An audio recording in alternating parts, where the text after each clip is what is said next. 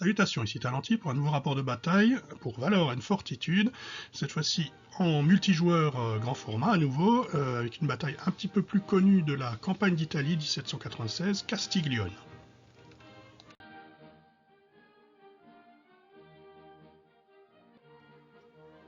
Et on commence avec l'ordre de bataille autrichien. Comme d'habitude, chaque équipe a reçu une petite carte et a fait un briefing en salle séparée pour préparer le déploiement et le plan de bataille.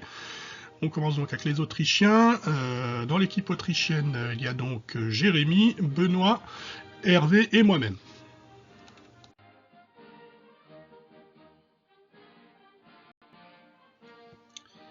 L'ordre de bataille français, donc l'équipe française sera composée des deux Sylvain et de Nicolas.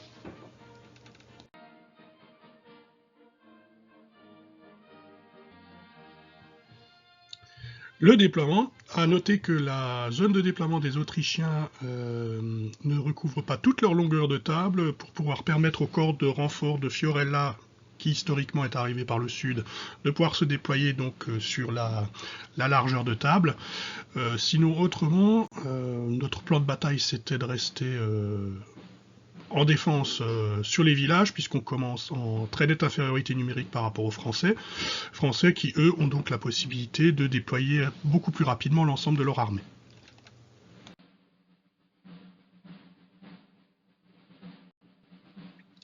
On commence par le déploiement français, avec au sud-ouest la division Augereau, avec donc les brigades Leclerc et Robert.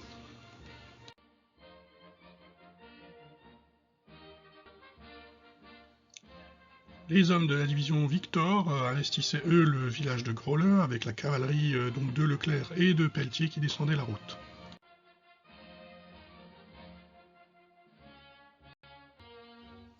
Au centre, nos adversaires ont placé une petite batterie de canons, à noter qu'ils sont à 2 contre 1 en leur défaveur au niveau des canons, puisque nous, chez les Autrichiens, on en avait une douzaine, et ils étaient tous placés, donc ça a l'air compliqué à ce niveau-là pour eux.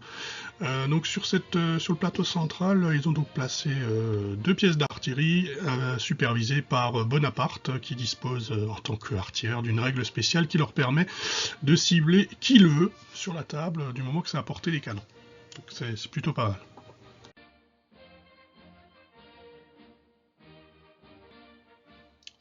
En phase 2, donc, on a le petit monticule, plus qu'une colline, un petit monticule de Monte Medolano avec une redoute dessus, qui vaut 2 points, c'est un objectif, où on a mis une batterie de 4 canons, avec 2 divisions d'infanterie, les 2 plus puissantes pour l'encadrer et pour bloquer les renforts venant du sud, puisque ce saillant est vulnérable pour nous, donc les brigades Liptaï et Mitrovski.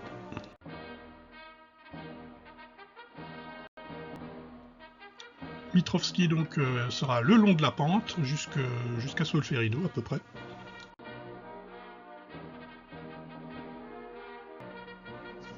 Et sur le plateau, donc il y a 2 villages, Solferino en arrière et Pozzo Catena qui est plus vers l'avant, plus vers le milieu de table.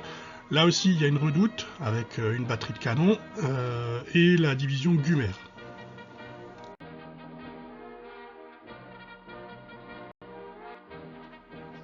Sur le plateau central, la division Masséna, enfin une partie d'entre elles en tout cas, qui tenait le front centre, mais également, vous verrez, le front nord. Précisément sur le plateau, c'est la brigade Rampon, la plus grande, qui avait pour mission d'emporter la redoute et Pozzo Catena.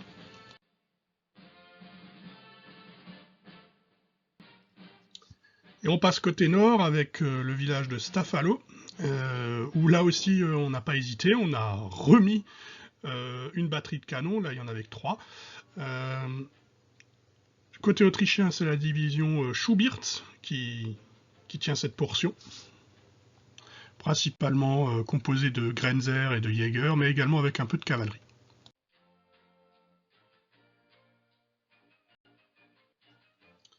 Schubirtz est sous le commandement de Benoît, qui a donc placé sa cavalerie, donc les dragons de Stas et les hussards d'Erdodi, derrière la rivière, tout au nord, pour servir de renfort éventuel.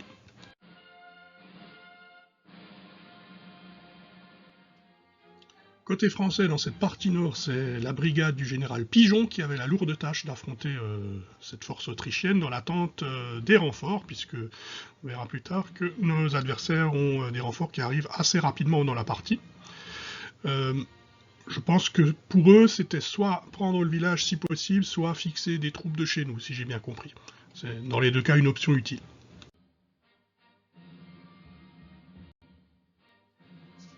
Les Français étant l'attaquant, le scénario leur donnait un bonus de +2 pour le jet pour déterminer qui commence, et ils le remportent.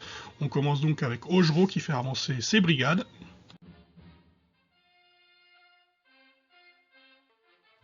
Et évidemment, en riposte, notre batterie de canons sur Monte Medolano bombarde les Français, notamment le 51e de ligne.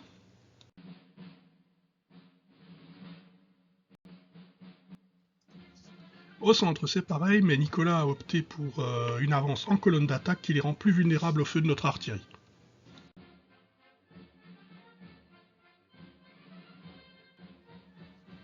Benoît tente même une petite manœuvre hardie en envoyant le régiment de Grenzer Zluiner entrer dans le verger qui se trouve juste devant l'avance des Français, mais Nicolas n'avait pas du tout l'intention de le laisser s'installer.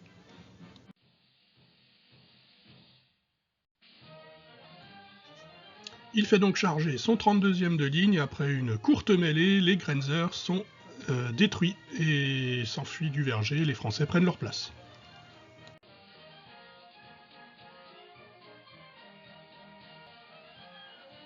Pendant ce temps, au centre, les canons français font de leur mieux, étant donné leur infériorité numérique, grâce aux règles spéciales de Bonaparte.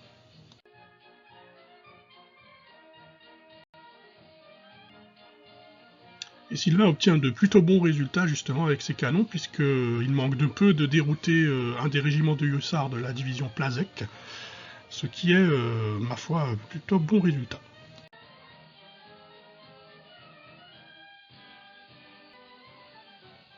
L'approche de Sylvain II, elle était plutôt linéaire, on va dire, puisqu'il a mis la plupart de ses régiments en ligne, et il s'est engagé dans un duel de tir avec les Autrichiens, formés donc par les bataillons Bréchinville et les grenadiers combinés Strassoldo, qui forment un des côtés du triangle qui défend Monte Medolano, et c'est eux qui prennent l'essentiel des tirs, avec des pertes non négligeables. Cependant, le tir français est relativement efficace.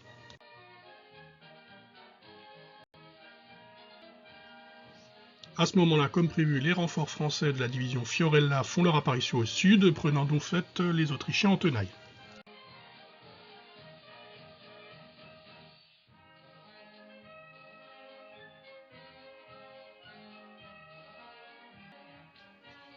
Son régiment de hussards ayant pris des pertes, Sylvain II tente une charge contre un des bataillons de Bréchinville avec le 22e de hussards.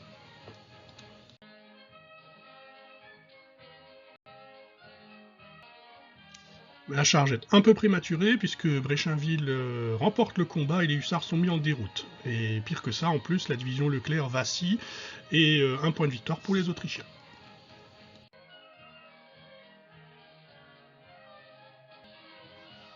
Les 4e et 51e de ligne avançaient donc sous le feu ennemi vers la redoute de Monte Medolano.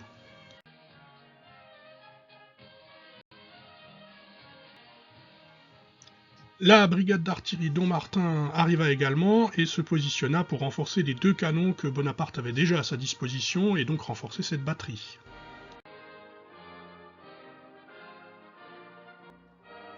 La progression de Rampont vers Pozzo Catena était laborieuse puisque Nicolas était obligé de régulièrement rallier ses régiments.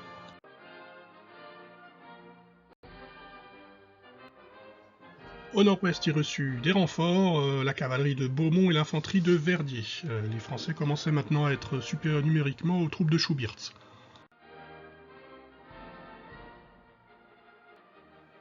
Bref, du travail pour les ralentir avec la batterie autrichienne à Stafalo.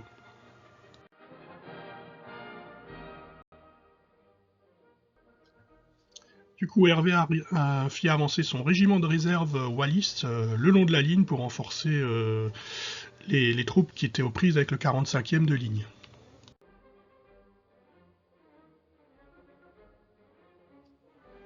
Le Le 4e de ligne, lui, profita d'une accalmie pour se précipiter le long de la pente vers la redoute, mais les Autrichiens avaient pris le temps de préparer leurs tirs de mitraille qui firent des ravages.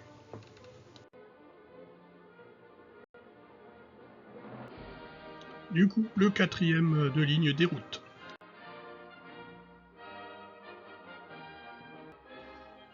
Au sud, la cavalerie de Serviez menaçait le régiment Mitrovski et Hervé le fit mettre en carré.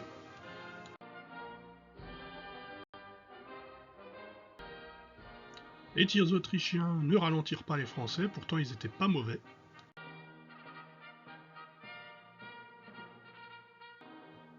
Pendant ce temps, Benoît avait fait déplacer la division de cavalerie Plagzek pour soutenir Schubirtz au nord.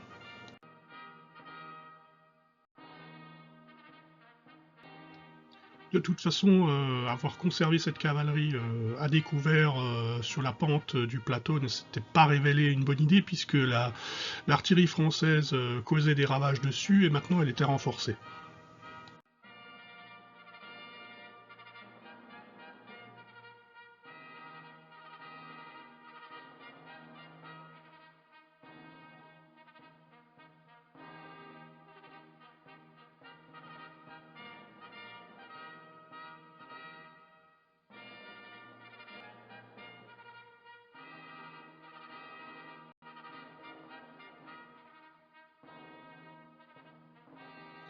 Du coup, elle se concentra sur la brigade Mitrovski qui encaissa de lourdes pertes, ça commençait à chiffrer.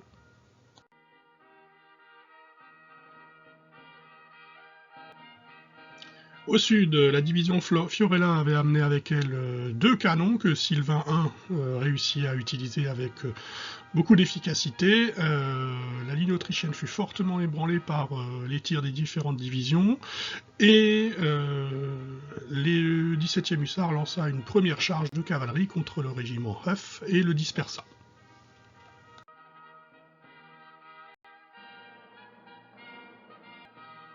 Les deux Sylvains coordonnèrent leurs attaques, puisque de l'autre côté de Monte Medolano, le 20e dragon de Sylvain II fit de même contre le 1er bataillon de Bréchinville.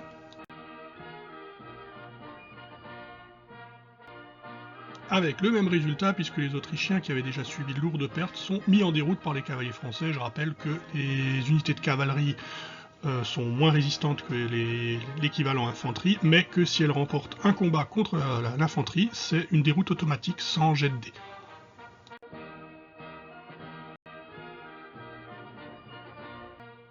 Bref, les charges de cavalerie avaient créé des brèches dans notre saillant autrichien.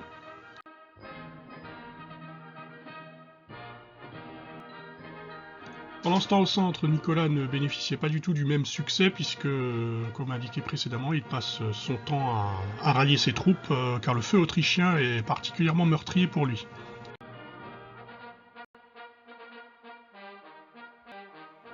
Bref, Rampon passait son temps à rallier ses troupes.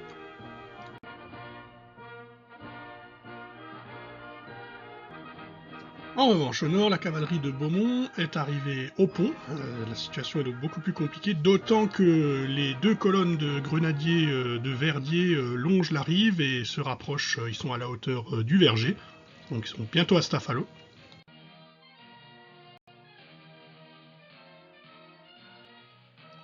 Benoît fait de son mieux avec ses canons, il inflige d'énormes pertes aux grenadiers, mais pas suffisamment pour les arrêter.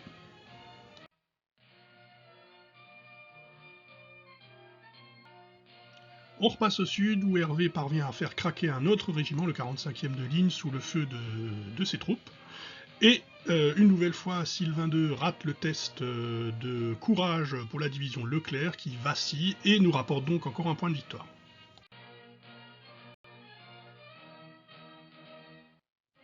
Pendant ce temps, sur le plateau, Plagzek réussit à rallier ses hussards, ceux qui avaient pris tarif contre l'artillerie.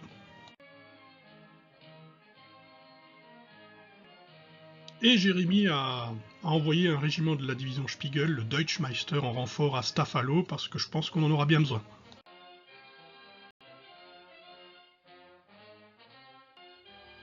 Hervé continua sur sa lancée, il faisait un très bon tour de tir, il a fait un bon tir avec Mitrovski, et avec Liptaï et l'artillerie sur Monte Medolano, pareil.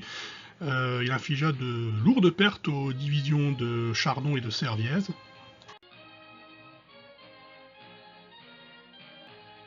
Mais sa situation n'était pas idéale puisqu'il restait en infériorité numérique et toujours aucun signe des renforts de Bajalich et de Weidenfeld.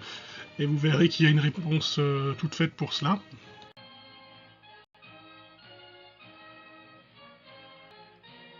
Sylvain avait laissé passer la tempête en serrant les dents et ses troupes n'avaient pas lâché. Du coup, il lance un assaut général sur la redoute de Monte Medolano. Les Grenzer et l'infanterie furent complètement submergés. En revanche, la charge frontale contre les canons s'avéra beaucoup plus difficile et meurtrière puisqu'ils les repoussèrent. Et le régiment carré Mitrovski, lui, fut étrillé par une volée des canons et de l'infanterie de Serviez, et il dérouta également comme le reste.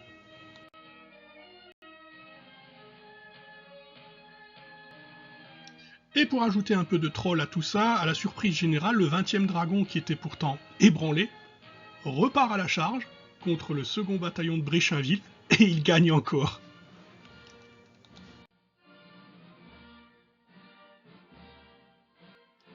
Bref, ça sentait mauvais pour nous puisqu'au sud la redoute allait certainement être prise et au nord Stafalo était attaqué également. Les grenadiers de Verdier, loin d'être démoralisés malgré les pertes, chargent à la baïonnette et dans le même temps les cavaliers français traversent la rivière pour attaquer les artilleurs autrichiens au dépourvu et les taillent en pièces. Ils prennent absolument toute la batterie puisqu'ils ont réussi à trouver un ordre d'attaque qui leur permet de prendre tous les canons en enfilade et de tous les détruire.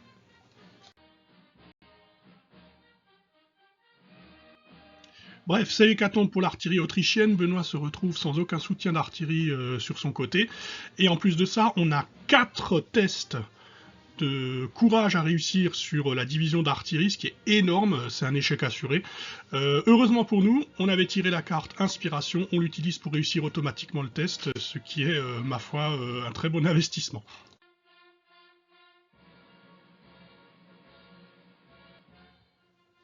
Vous vous souvenez des renforts autrichiens qui devaient venir? Eh bien, ils sont pas venus, et pour cause, nos adversaires avaient eux aussi une petite carte en réserve.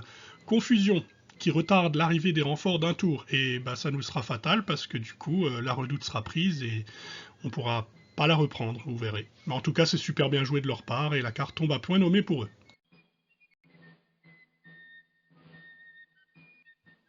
Bon, tout n'est pas totalement négatif côté autrichien, puisqu'au centre ça tient toujours bon, les troupes qui sont à Pozzo Catena tiennent tranquillement les Français en respect pour le moment.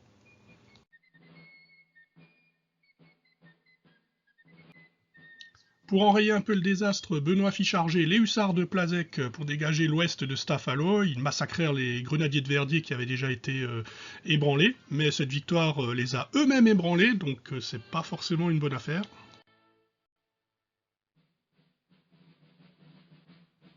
Pendant ce temps, à Monte Medolano, il ne restait plus que les canons qui succombaient les uns après les autres jusqu'à ce qu'il ne reste plus qu'une pièce.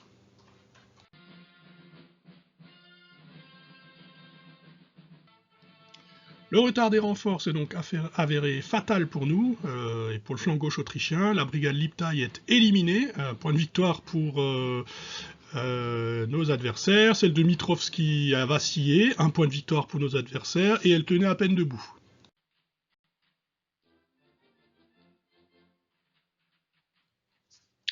Le centre tenait bon pour les Autrichiens, mais à noter qu'une brigade française, Bertin, venait juste d'arriver pour aider Rampont, c'était les derniers renforts français, ils sont donc au complet.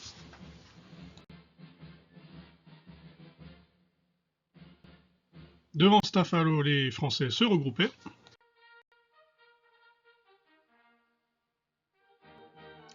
Au sud, plutôt que de se rendre, les derniers artilleurs autrichiens qui étaient sur Monte Medolano tirent une dernière charge de mitraille à bout portant dans le régiment le plus proche, qui est ébranlé mais pas détruit, dommage, puis il succombe.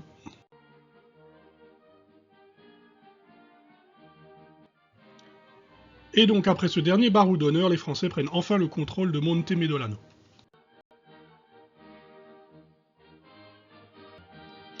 L'artillerie française sur le plateau central, quant à elle, bombarde les restes de la division Mitrovski, et notamment le régiment Keul, qui était encore en colonne de marche, puisqu'il s'apprêtait à aller servir de renfort au sud, mais c'est un peu tard.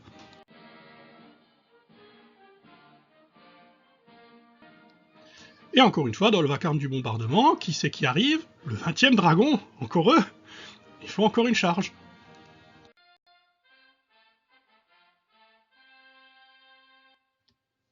et bah ils gagnent encore.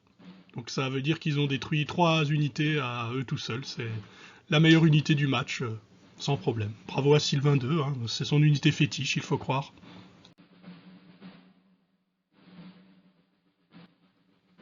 Je crois d'ailleurs qu'avec tout ça, nous avons pris encore une défaite. Il me semble qu'on a raté le test de courage à cause du 20e dragon, il me semble. Bref, à Stafalo, le second régiment de grenadiers français charge le village tenu par les Grenzer, qui remportent le combat. C'était déjà bien. Malheureusement, ils sont ébranlés dans l'affaire aussi.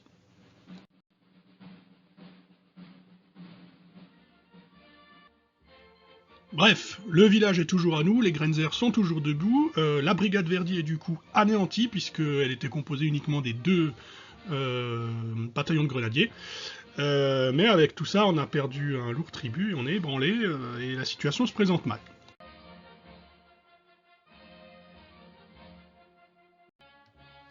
À l'extrémité nord du champ de bataille, la cavalerie de Schubirtz était restée l'arme au pied pendant tout ce temps, et désormais, face à eux, les dragons français et le 18e léger s'avancent pour les engager.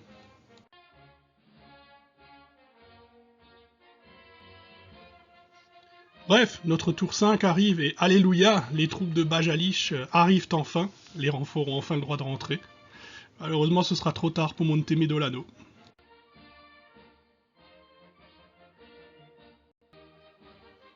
Pour ajouter un peu de trolling topographique, une fois Bajalis déployé, je n'ai plus assez de place pour déplacer Weidenfeld, donc je le fais venir depuis Solferino, ce qui me fait encore perdre de la distance. Je le mets donc en colonne de marche et j'avance autant que je peux.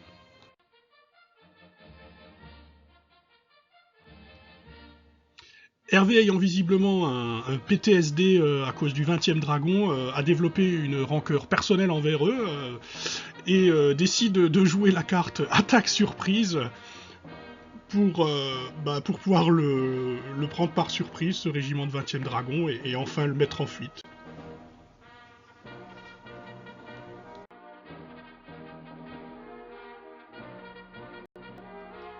La 3e et dernière division, Vukašević, quant à elle, est déployée au nord pour soutenir Schubirtz.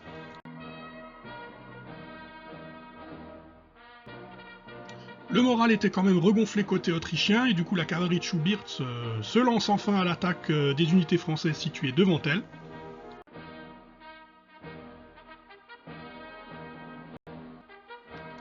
Les dragons de Stas ne font qu'une bouchée du 18e léger, en revanche les hussards d'Erdodi ne parvinrent pas à vaincre le 15e dragon, et étaient même en mauvaise posture puisqu'ils étaient ébranlés, perdent le combat et proches de la rupture.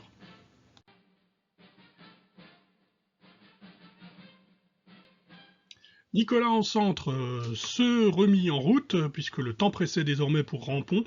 Il obtient une bonne réussite avec un tir concentré de ses tirailleurs qui parvint à détruire une de nos pièces d'artillerie, pourtant cachée derrière une redoute. Le régiment Gemmingen et les pièces restantes faisaient feu de tout bois pour les repousser. Une fois de plus, les pertures sévères, mais cette fois-ci, les Français ne flanchèrent pas.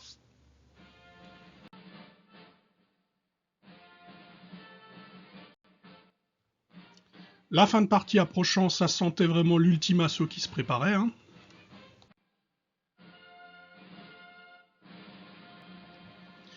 Au nord, avec l'arrivée des renforts de Vukašević, Benoît disposait de suffisamment d'effectifs pour repousser les troupes de Pigeon et de Beaumont, mais jusqu'à ce que les renforts en question soient sur zone, ces derniers avaient encore une petite fenêtre de tir pour remporter la victoire et prendre éventuellement Stafalo.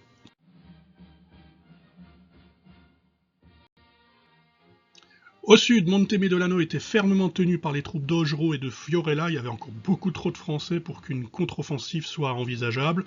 Mitrovski, enfin ce qu'il en reste, c'est-à-dire 2 bataillons, se replient doucement.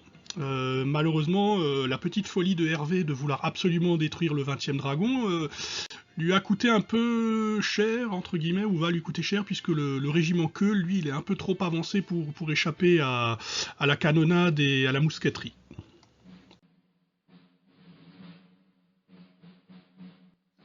Et d'ailleurs, ça ne rate pas, puisqu'avec Bonaparte, la batterie d'artillerie française bombarde les régiments restants de Mitrovski, qui qui déroute dans le cas de Keul, et Wallis tint bon malgré les pertes, mais reste ébranlé.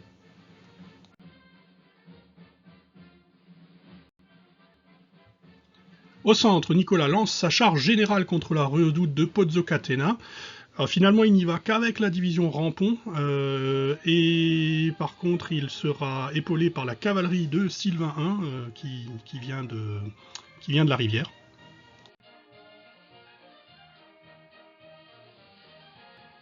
Une mêlée générale s'ensuit, évidemment. Dans le même temps, le 7e hussard attaqua Méhulans autrichien à l'extérieur du village.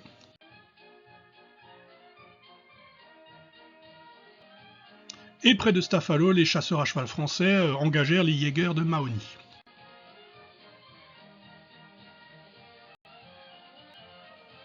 L'assaut sur Pozzocatena fut dans un premier temps victorieux, puisque nous perdons le régiment Gemingen qui craque sous la pression. Les Uhlans se font également étrier par les hussards, mais un des régiments d'artillerie français décime le 32e de ligne, qui panique et qui s'enfuit.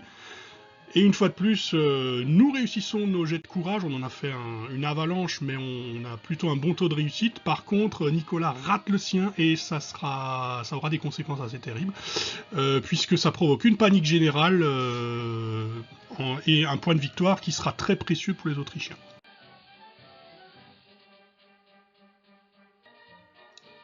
Du coup, la division vacille, ce qui est terrible puisque la plupart des régiments sont ébranlés, ça cause donc une panique générale, tout le monde déroute quasiment, et les Autrichiens conservent donc Pozzocatena de justesse.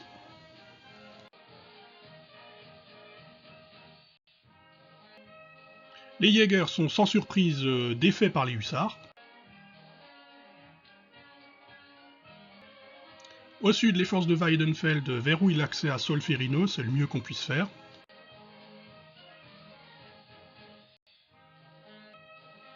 Au sud, les deux Sylvains regroupaient leurs forces sur Monte Medolano, mais de toute manière, la position était devenue trop difficile à prendre pour nous.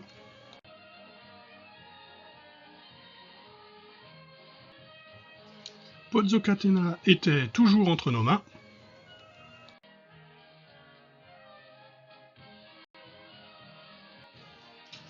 Et on gardait également Solferino et Stafalo, finalement, où nos Grenzer étaient toujours regroupés avec détermination. On avait réussi un jet de ralliement sur eux. Les Français se replient donc, abandonnant le terrain aux Autrichiens. On est donc victorieux, mais de justesse, puisqu'en termes de jeu, les Français nous ont infligé 7 défaites, ce qui franchement est pas beaucoup, étant donné qu'on a dû faire un nombre assez hallucinant de jets de courage, mais on avait un très bon taux de réussite, comme dit. Les Français tiennent également Monte Medolano, qui rapporte 2 points de victoire. Ça fait donc un total de 9 pour eux. Franchement, on pensait qu'on était safe et que la victoire sera assez nette. Et ben, en fait, on se rend compte qu'on a infligé 6 défaites à l'ennemi, nous. Qu'on tient Solferino qui vaut 2 points, Stafalo qui vaut 1 point et Pozzocatena qui vaut 1 point. Et finalement, ça ne fait que 10. C'est donc une victoire très étriquée d'un seul point. Victoire sur le fil pour les Autrichiens. Félicitations donc aux deux équipes et aux participants pour leur bonne humeur et leur concentration pour apprendre ces nouvelles règles, puisqu'il y avait beaucoup de débutants lors de cette partie. C'est toujours un vrai plaisir de faire des grands formats. La partie briefing avec le déploiement sur carte est toujours l'occasion de franches rigolades et de cogitations improbables, notamment avec Jérémy. En l'occurrence ici, tout a l'air de s'être bien passé, ça s'est déroulé de façon fluide, ça a bien rendu. Je suis très fier également de mon décor, le tapis de jeu que j'ai acheté en Hongrie, là, il est plutôt pas mal. Et ça rend très bien comme ça fait plus italien. Et donc également un merci particulier à Benoît et à Sylvain II pour avoir pris de magnifiques photos qui ont servi de teaser, que vous avez sans doute déjà vu, et que vous voyez défiler en ce moment normalement. Donc ce sont des photos travaillées qui ont été faites par lui, qui sont évidemment de meilleure qualité que ce que je fais pendant la partie. J'ai pas pu non plus avoir tous les détails puisque je joue en même temps et je supervise au niveau des règles. Donc c'est toujours un peu compliqué de prendre toujours des belles photos avec des belles poses. J'essaie de faire de mon mieux, mais voilà, c'est comme ça. En tous les cas, j'espère que ce rapport vous aura plu. Je vous dis à la prochaine fois, et d'ici là, que les dés vous sourient.